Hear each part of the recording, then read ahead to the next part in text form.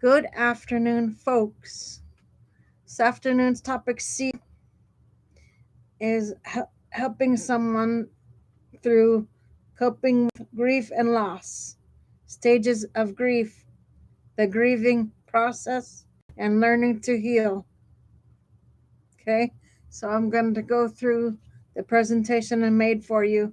Sit back and enjoy, please. Coping with grief and loss, stages of grief, the grieving process, and learning to heal. Grief enters life like an unexpected storm, sometimes loud, shattering, sometimes quiet and disorientating. It does not ask permission and it does not follow a schedule. One moment the world feels familiar, the next it tilts, reshaped by the absence of someone or something that once anchored us. Coping with grief and loss is not a matter of strength or weakness. It is a matter, it is a deeply human process of learning to live in a world that has changed. When loss first arrives, many people encounter denial, not because they refuse reality, but because the mind instinctively protects itself. Denial softens the blow. It allows a person to wake up each morning without being crushed by the full weight of what has happened. In those early days, grief feels surreal, like walking through fog, touching objects that no longer feel solid. As the fog lifts, anger often rises. Anger at the situation, at fate, at doctors, at God, at oneself. Anger at the unfairness of it all. This this anger is not a sign of losing control. It is a sign that the heart is trying to make sense of a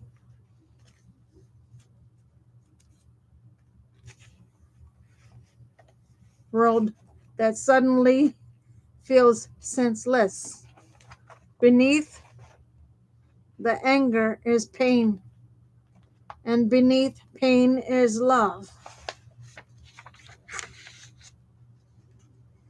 Then comes bargaining, the stage filled with what if and if only.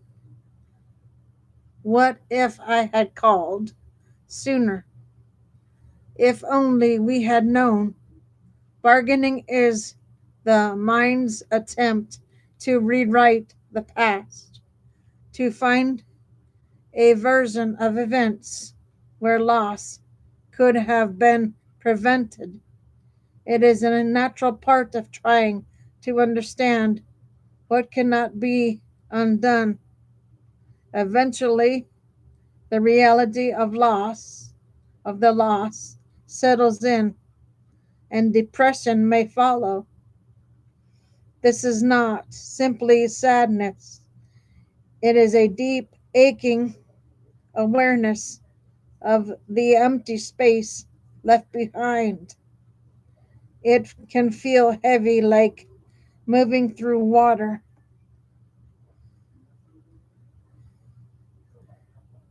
Concentration becomes difficult.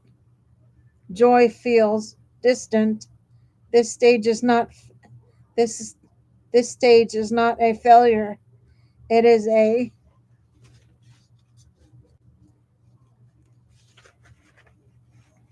necessary acknowledgement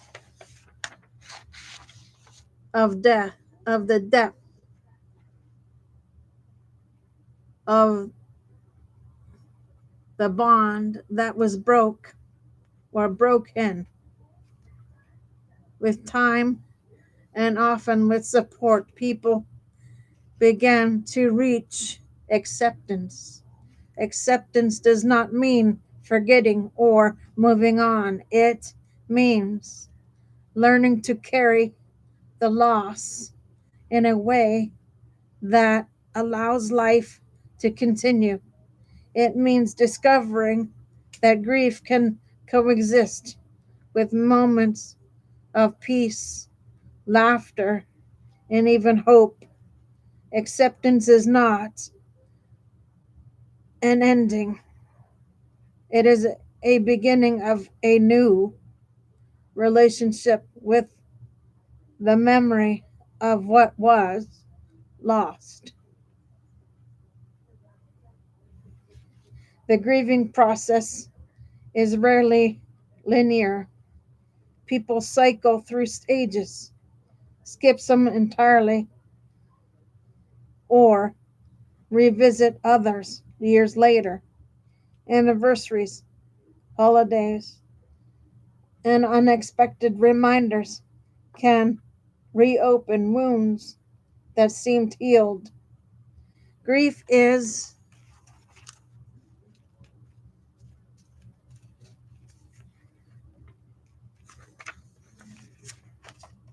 not a straight path,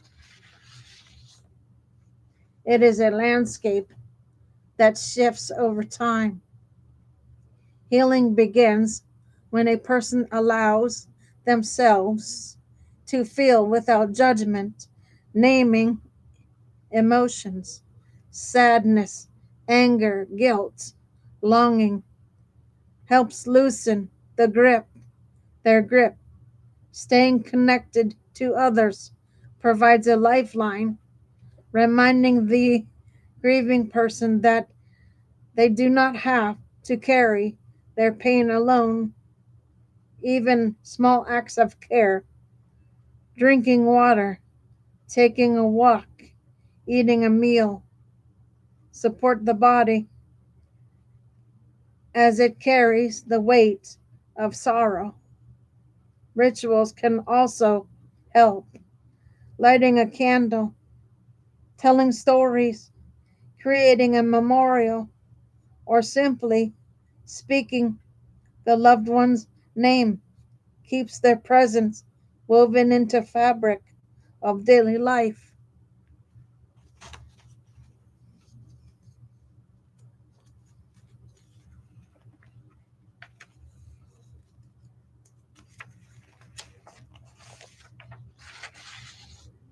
These do not erase grief, they give it shape, making it less overwhelming. Healing does not mean the grief disappears. Instead, grief becomes integrated, a thread in the tapestry of a person's life. Over time, the sharp edges soften. The loss becomes part of the story, not the whole story. People learn that it is possible to feel joy without betraying their grief, and possible to move forward without leaving their loved one behind. Coping with grief and loss is ultimately an act of courage. It is choosing day after day to keep living in a world forever changed. It is discovering that healing is not about forgetting, but about remembering with tenderness instead of only pain. It is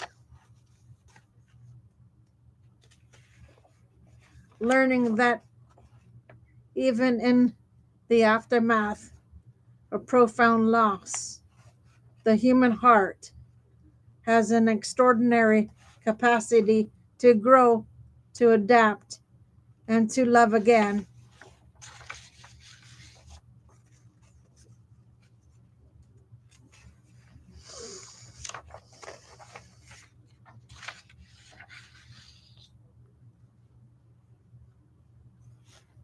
The 7 stages of grief, what they are and what they mean. Grief does not arrive politely. It does not knock, wait, or ask whether you're ready. It enters suddenly, rearranging the world you thought you understood. And in the aftermath of loss, people often search for something steady, a framework, a map, a way to make sense of the emotional chaos. The 7 stages of grief offer exactly that, not a strict sequence, but a compassionate outline of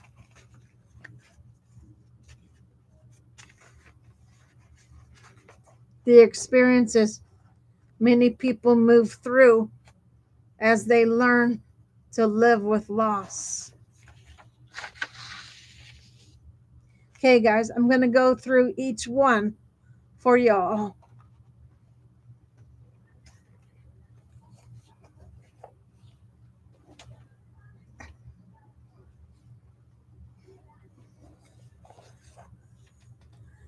The first one, guys, is shock. The first stage is shock, a kind of emotional anesthesia. Even when a loss is expected, the moment it comes, the moment it becomes real, can feel unreal. People describe moving through their routines as if underwater, hearing sounds but not fully absorbing them. Shock is the shock is the mind's way of protecting itself from the full weight of grief. It creates a temporary buffer, giving you time to breathe before the deeper emotions arrive. Denial. Denial often closely follows closely behind. It is not stubbornness or refusal. It is it is pacing the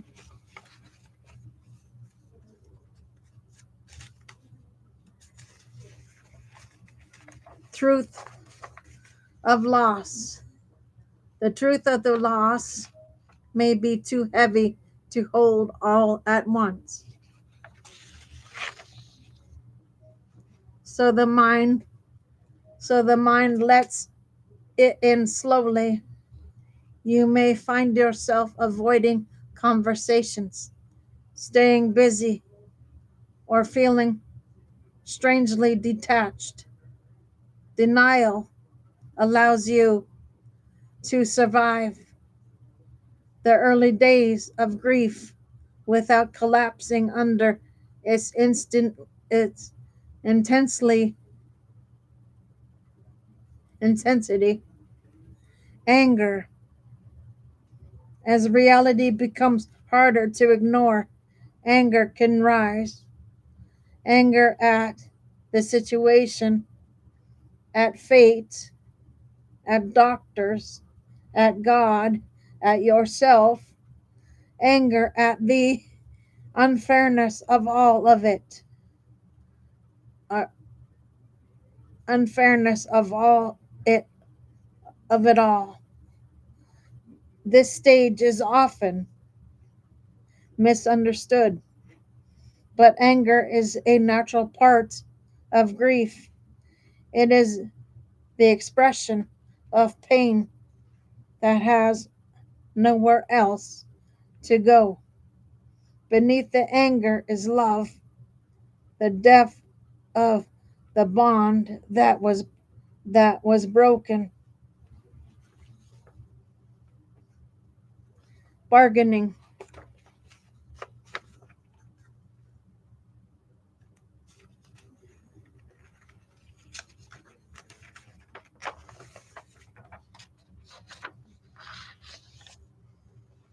Bargaining is the stage of what if and if only. It is the mind's attempt to rewrite the past, searching for a version of events where the loss could not the loss could have been prevented. Bargaining often comes with guilt, even when the person did nothing wrong. It reflects the human desire for control in a moment when life feels uncontrollable. This stage is painful, but it is also a sign that you are trying to understand what happened. Depression. Eventually, the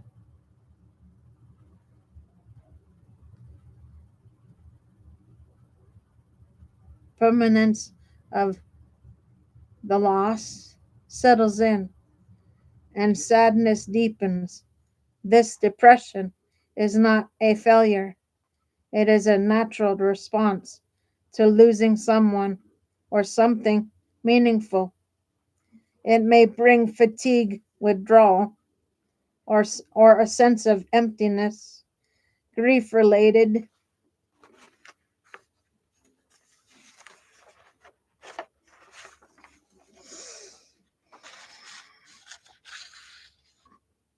depression depression tends to come in waves, rising and falling with memories, anniversaries, and quiet moments. It is the stage where the heart fully acknowledges what has changed. Testing. Testing is a quieter than the stages before it. It is the slow, tentative process of rebuilding. You begin experimenting with new routines, new coping strategies, new ways to live, new ways of living in a world shaped by loss. You may journal, seek support, or or try small acts of self-care. Testing is not about moving on. It is about discovering what helps you move forward while still honoring what you lost.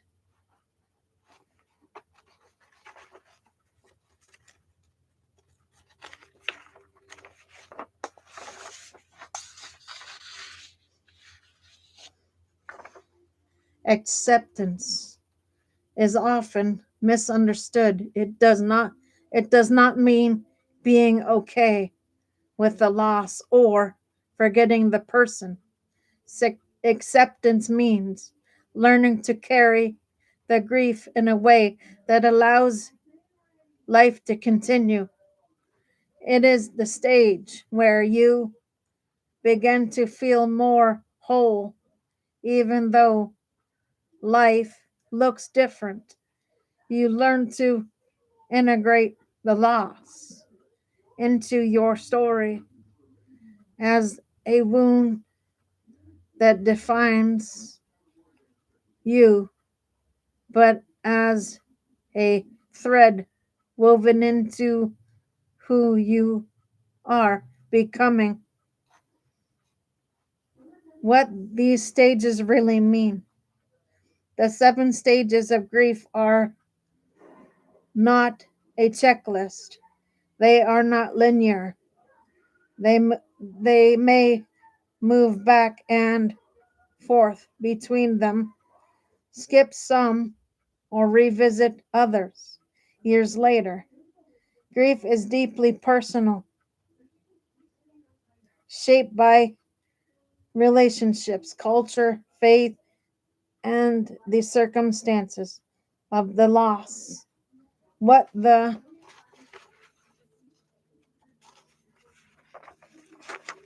stages offer is language, a way to name the emotions that can feel overwhelming and isolating. Ultimately, grief is the piece of price of love, and healing is not about erasing that love, but about finding a way to live with it, with its absence. Over time, the sharp edges soften, the loss becomes part of your story, not the whole story. And slowly, gently, you learn that grief and hope can coexist.